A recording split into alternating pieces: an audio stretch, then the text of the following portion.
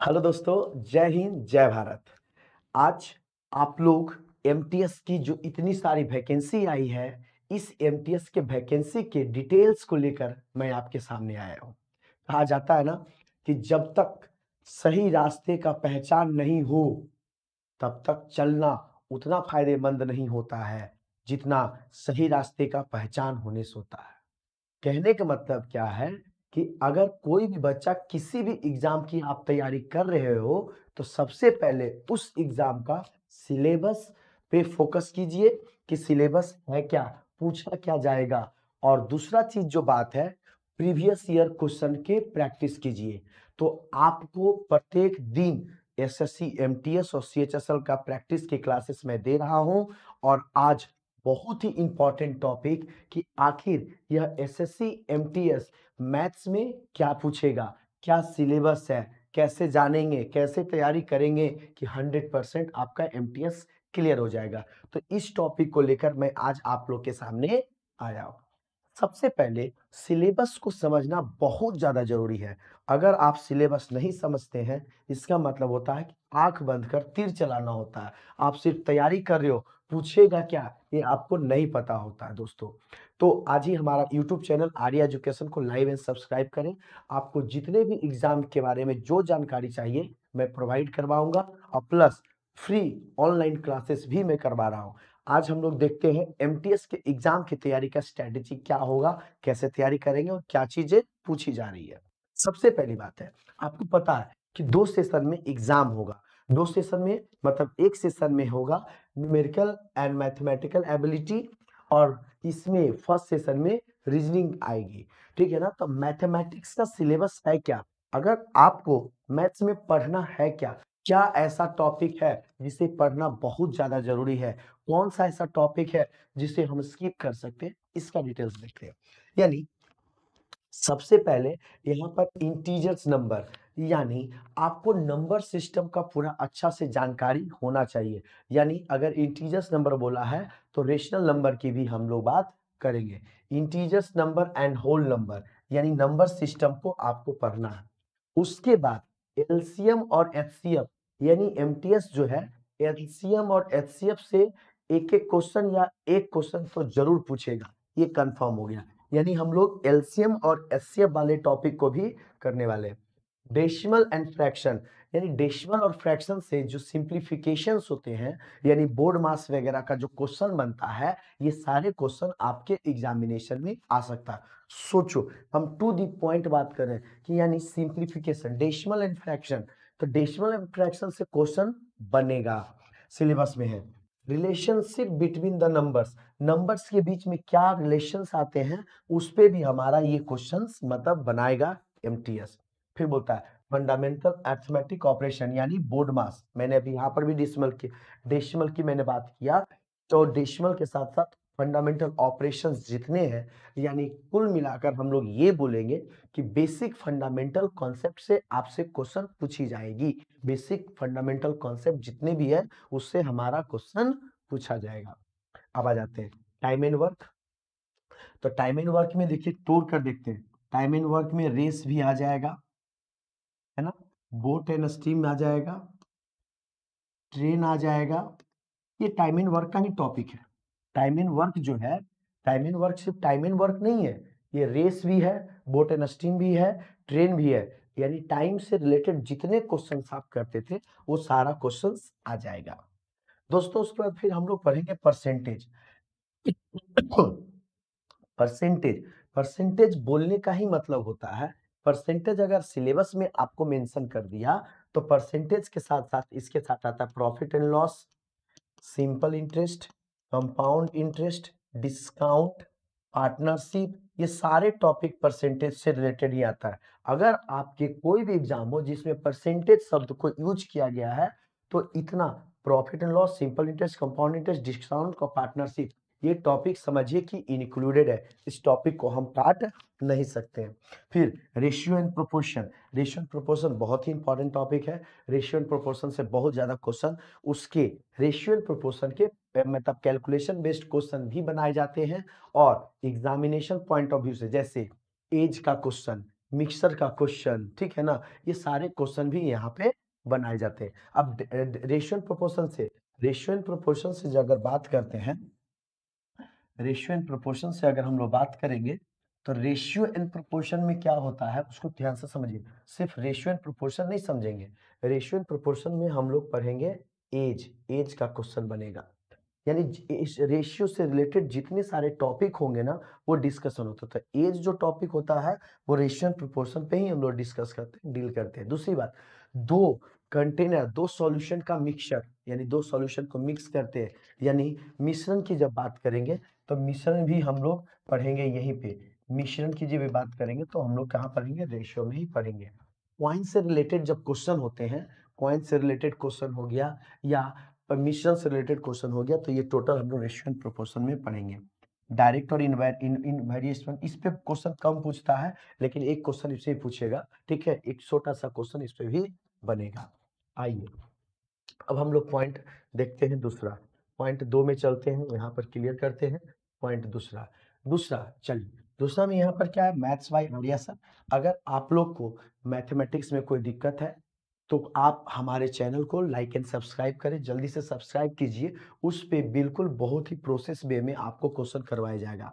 हम लोग 2 चैनल है, एक जॉब जंक्शन, जॉब जंक्शन पे हम लोग जितने सारे एग्जाम है उसका प्रीवियस ईयर क्वेश्चन करवा रहे हैं, और आर्या एजुकेशन वो चैनल है जिसमें कॉन्सेप्ट बेस्ड क्वेश्चन को करवाते हैं। तो दोनों अलग अलग चैनल है, तो दोनों को सब्सक्राइब कर लेंगे। एक है आर्या एजुकेशन, एक है आर्या एजुकेशन, इसको सब्सक्राइब करेंगे, इसमें कॉन्सेप्ट प्लस क्वेश्चन करवाते हैं।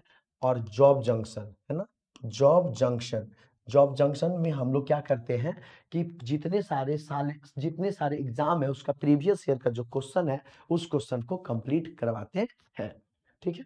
चलिए अब उसके आगे जब बढ़ जाते हैं, है ना, इसके आगे जब बढ़ रहे हैं तो हमारा टॉपिक क्या रहा है, एवरेज। हमारा टॉपिक क्या रहा है, एवरेज। एवरेज पे क्वेश्चंस पूछे जाते हैं, यानी आपका सिलेबस में एवरेज भी है, एवरेज पढ़ना है। सिंपल इंटरेस्ट और कंपाउंड इंटरेस्ट पहले भी डिस्कशन कर चुके हैं, वो पढ़ना। प्रॉफिट लॉस एंड डिस्काउंट ये भी हमें पढ़ना है, ये भी हम लोग पहले डिस्कशन कर दिए थे। यहाँ पर एक खास बात देखना है कि एमटीएस के एग्जाम में बेसिक फंडामेंटल, बेसिक जो मैथमेटिक्स होता है, एरिया एंड पेरीमीटर और बेसिक ज्योमेट्रिकल फिगर, जैसे रेक्टेंगल, स्क्वायर, सर्कल, इससे रिलेटेड एक क्वेश्चन यहाँ पर पूछा जा सकता है। डिस्टेंस एंड टाइम, है ना, distance and time, time and distance था, टाइम एंड डिस्टेंस था, ठीक है ना। लाइन्स एंड एंगल, यानी ये बेसिक ज्योमेट्रिकल क्वेश्चंस पूछा जाएगा। लाइन्स एंड एंगल यानी बेसिक ज्योमेट्रिकल पार्ट से भी क्वेश्चन पूछा जाएगा। इंटरप्रिटेशन ऑफ सिंपल ग्राफी, यानी डेटा इंटरप्रिटेशन, डेटा इंटरप्रिटेशन से एक या दो क्वेश्चन जरूर होगा, ये कंफर्म है यहाँ पे। उसके बाद स्क्वायर एंड स्क्वायर रूट से क्वेश्चंस पूछे जा सकते हैं। तो दोस्तों आप लोग जब तैयारी करो तो इन टॉपिकों का तैयारी जरूर करके जाना, और इससे रिलेटेड कुछ क्वेश्चंस जैसे आएंगे, जैसे एक चीज छूट गया है यहाँ पे, टाइम एंड वर्क।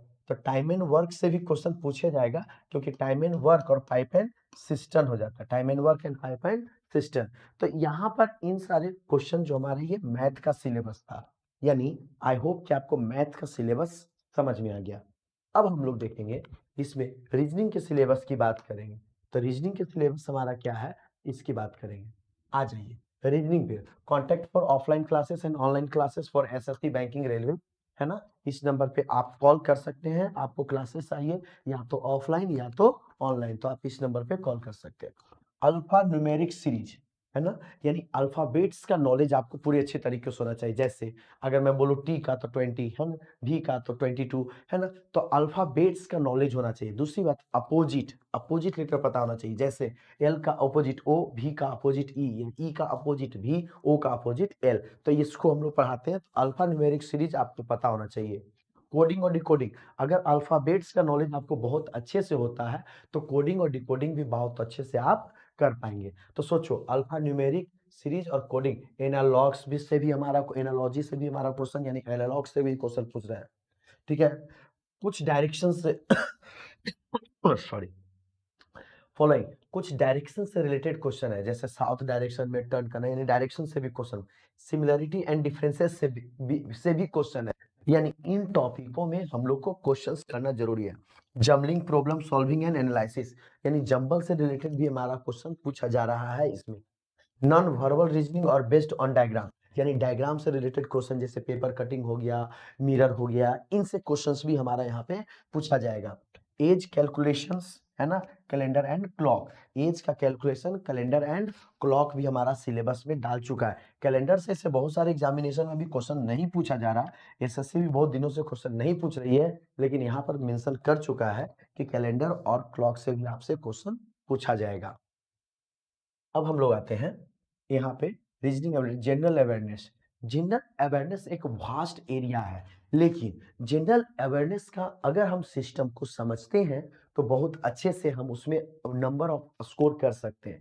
क्योंकि ये जनरल अवेयरनेस की जब हम बात कर रहे हैं तो जनरल अवेयरनेस में क्या आता है, सोशल स्टडीज, यानी जो आपने 8 9 10 तक बेसिकली रूप से सोशल स्टडीज को पढ़ा उससे रिलेटेड क्वेश्चन पूछेगा, जैसे हिस्ट्री से रिलेटेड क्वेश्चन, ज्योग्राफी से related question, art and culture से, इकोनॉमिक्स हो गया, करंट अफेयर हो गया, और पॉलिटी भी आता है। ठीक है, इसमें पॉलिटी दिया नहीं है।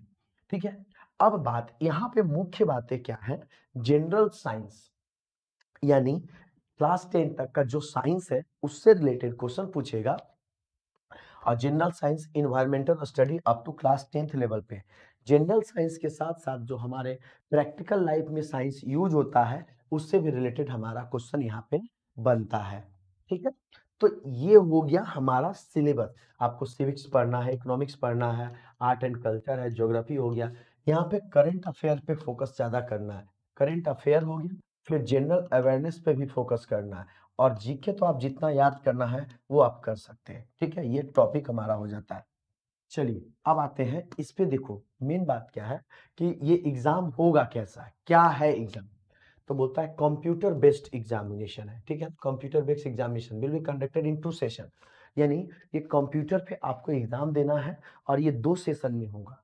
2 सेशन क्या है, बोलता है session 1 and session 2 both session will be mandatory for to be attempt, यानी सेशन 1 और सेशन 2 जो है ना, आपको दोनों में एग्जाम अटेम्प्ट करना आपके लिए बहुत जरूरी है।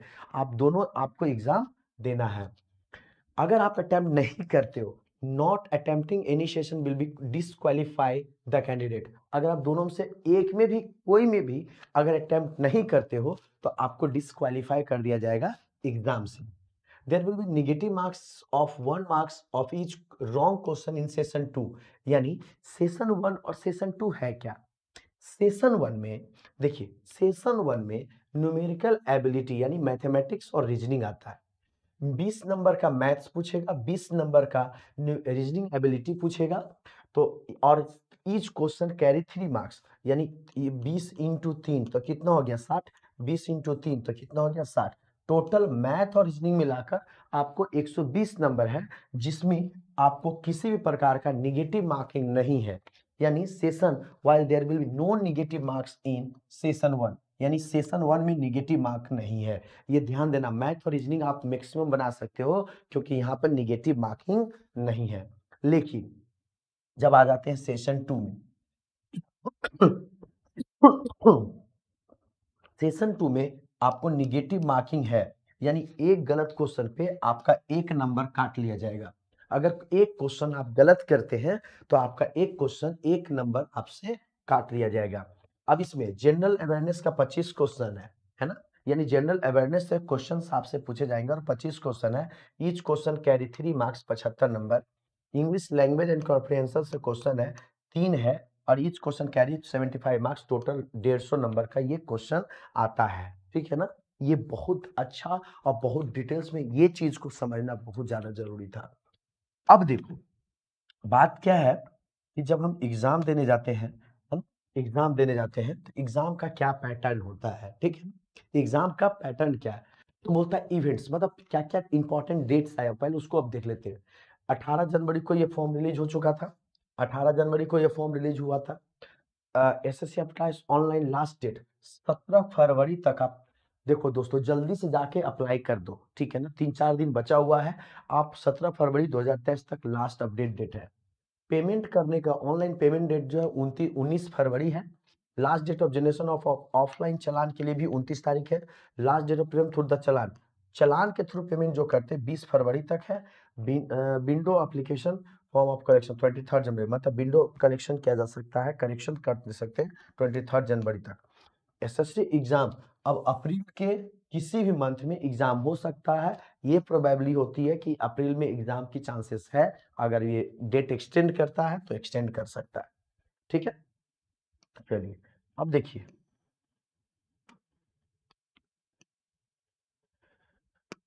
अब आइए यहाँ पे क्या है, कौन कैंडिडेट एसएससी का एग्जाम दे सकता है, कौन कैंडिडेट। तो एजुकेशनल क्वालिफिकेशन क्या होना चाहिए, candidate must have to pass 10th class. आप अगर 10th पास है, वो भी 35% मार्क्स से, तो आप इस एग्जाम को फॉर्म फिलअप कर सकते हो। एज लिमिट क्या है, 18 साल से 27 साल के बीच में आप इस एग्जाम में फॉर्म भर सकते हैं, 18 साल से 27 साल, ठीक है। एसएससी एमटीएस एप्लीकेशन फी क्या है, एप्लीकेशन ऑफ एमटीएस फीस 100 रुपया है, ठीक है ना, जनरल कैटेगरी के लिए, ठीक है। For all categories except ST SC PBD ex serviceman category and the female candidates are exempted from the pay, मतलब आप बोल सकते हो कि ST SC PWD ex serviceman इन सबको कोई फी नहीं लगेगा, और बाकी सब के लिए 100 रुपया फी चार्जेज है, अप्लीकेबल है, ठीक है। अब जानेंगे इसका सैलरी क्या है। आज एमटीएस में जब हम जाते हैं तो इसमें आपको सैलरी क्या मिलेगा, सैलरी ग्रेड, सैलरी होता क्या है, यहाँ पे कितना सैलरी आपको मिलेगा अगर आप एमटीएस में जाते हैं। द बेसिक पे of multitasking staff non technical and havildar is 18,000 and grade pay कितना देता है, मतलब उसका ग्रेड जो पे है वो 18 है, 1800 है। अकॉर्डिंग टू द 7th पे commission in hand, salary of SSC MTS and all lies between 18,000 to 22,000। देखो यहाँ पे सैलरी 18,000 टू 22,000 है, ये डिपेंड करता है शहर पे, लोकेशन पे, कि आप किस सर्वे जैसे बड़े सिटी है या किस पोस्ट पे है, उसके अकॉर्डिंग ये 18,000 से 22,000 आपका सैलरी वेरी करेगा per month. With pay of band of, मतलब ये जो पे बैंड होता है 52 to 22,000 depending on the post and city. तो ये जो बात था, आज हम लोगों ने एमटीएस के सिलेबस के बारे में जाना, एग्जाम के बारे में जाना कि कौन सा टॉपिक से क्या क्वेश्चन आएगा। तो ये बहुत ही महत्वपूर्ण टॉपिक था और ये हम लोग जाने। हम लोग सबसे पहले जब भी आप किसी एग्जाम की तैयारी करेंगे तो सबसे पहले आप उसका सिलेबस को जानिए, सिलेबस को जानने के बाद ही आप डिटेल्स में उसके बारे में कर पाते हैं, ठीक है दोस्तों। तो और भी ज़्यादा ज़्यादा इन्फॉर्मेशन के लिए आप हमें कमेंट करेंगे, मैं आपको हर चीज़ का सिलेबस का डिटेल्स में बताऊंगा। थैंक यू, जय हिंद, जय भारत।